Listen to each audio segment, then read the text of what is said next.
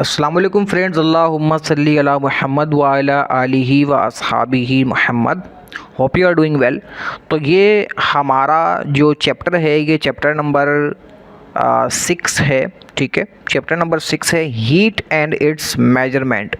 तो आज हम चैप्टर नंबर 6 को कवर करेंगे। तो मेरी आपसे रिक्वेस्ट है कि आप वीडियो पूरी देखिएगा और अगर आपको वीडियो अच्छी लगे तो लाइक ज़रूर कर दीजिएगा और चैनल को अभी तक सब्सक्राइब नहीं किया तो काइंडली सब्सक्राइब भी कर लीजिएगा। तो ये बहुत इंपॉर्टेंट चैप्टर है, इसके 10 MCQs मैं आपके साथ शेयर करूंगा। ठीक है, तो अपनी वीडियो कंप्लीट देखनी है। क्वेश्चन नंबर 1 आपकी स्क्रीन पे है, heat is a form of what. मतलब हीट जो है वो क्या है, हीट हम किसे कहते हैं, हीट जो है वो क्या है, मैं ये कहना चाह रहा हूँ आपसे। उम्मीद है आप समझ गए होंगे।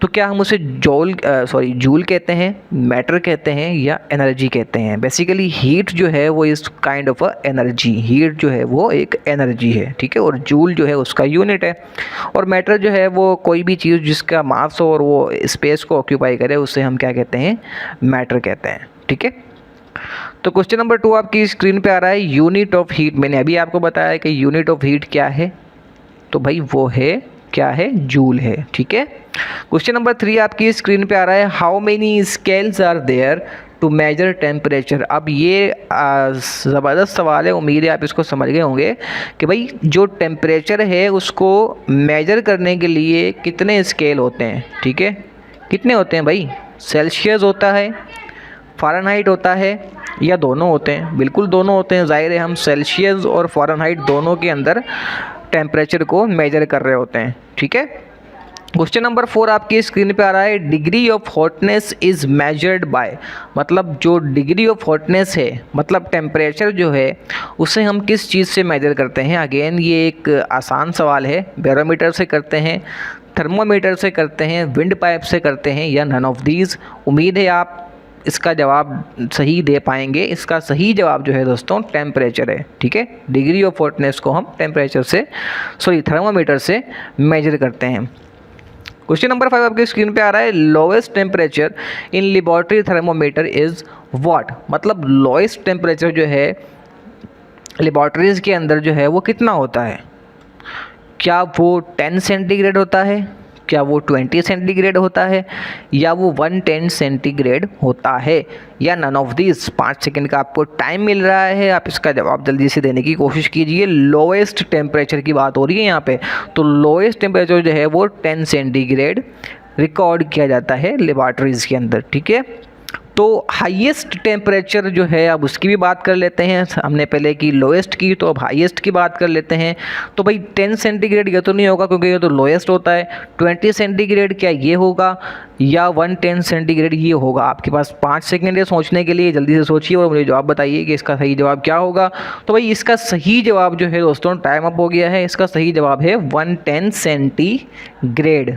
ठीक है, बढ़ते हैं क्वेश्चन नंबर 7 की तरफ। क्वेश्चन नंबर 7 आपकी स्क्रीन पे आ रहा है, freezing point of water is in Fahrenheit. अब ये मैंने सेल्सियस की बात नहीं की, फ़ारेनहाइट में बात की है कितने हैं। तो भाई अब आपके पास ऑप्शन आएंगे यहाँ पे, ये आप बताइएगा जवाब 28 फ़ारेनहाइट, 20 फ़ारेनहाइट, 32 फ़ारेनहाइट या नन ऑफ दीज। तो ये एक आसान सवाल है। उम्मीद है अगर मैंने ये सेल्सियस में पूछा हुआ होता तो आप मिनट में कह देते कि 0 सेल्सियस, लेकिन मैंने चालाकी की है, मैंने यहाँ पे फ़ारेनहाइट में पूछा है। और एग्ज़ामिनर भी आपसे चालाकी ही करता है, तभी आप एग्ज़ाम को फेल करके आते हैं। ठीक है, तो भाई उसे हम कहते हैं 32 फ़ारेनहाइट। याद रखना 0 सेल्सियस जो है वो 32 फ़ारेनहाइट के इक्वल होता है। ठीक है, ये आपने जहन में रखना है। बढ़ते हैं क्वेश्चन नंबर 8 की तरफ। क्वेश्चन नंबर 8 जो है वो भी अच्छा सवाल है, boiling point of water what in Fahrenheit. अब ये मैंने फिर से, अगर मैंने सेल्सियस में पूछा हुआ होता तो आप कहते हैं 100 डिग्री सेल्सियस के ऊपर वो बॉईल हो जाता है, लेकिन मैंने यहाँ पे फ़ारेनहाइट में आपसे पूछा है और मैंने इसका जवाब आपको ऑलरेडी बता चुका हूँ कि इसका सही जवाब क्या होगा। जी बिल्कुल आप सही कह रहे हैं, इसका सही जवाब जो है ये गलती तो नहीं हो गई, सॉरी यहाँ पे जो है वो मुझसे मिस्टेक हो गई है।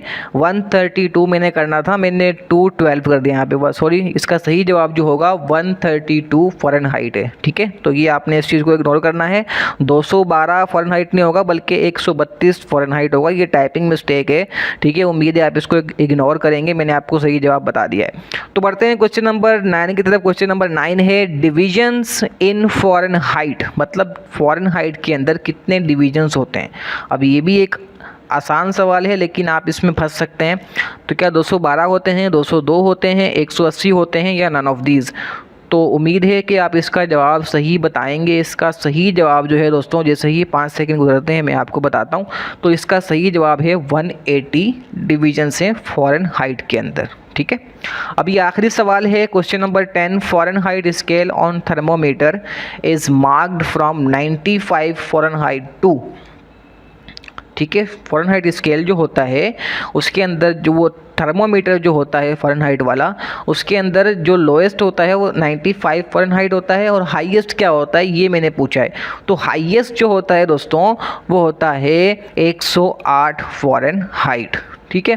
तो भाई ये थी आज की वीडियो। उम्मीद है कि आपको वीडियो अच्छी लगी होगी। अगर अच्छी लगी है तो यार एक लाइक कर दीजिए, और चैनल को अभी तक सब्सक्राइब नहीं किया तो काइंडली सब्सक्राइब कर लीजिए, क्योंकि यहाँ पर आपको सारे के सारे सब्जेक्ट फ्री ऑफ कॉस्ट बिल्कुल ईजी वे में समझाने की मैं पूरी कोशिश करता हूँ, समझाऊँगा और समझाता रहूँगा इंशाल्लाह।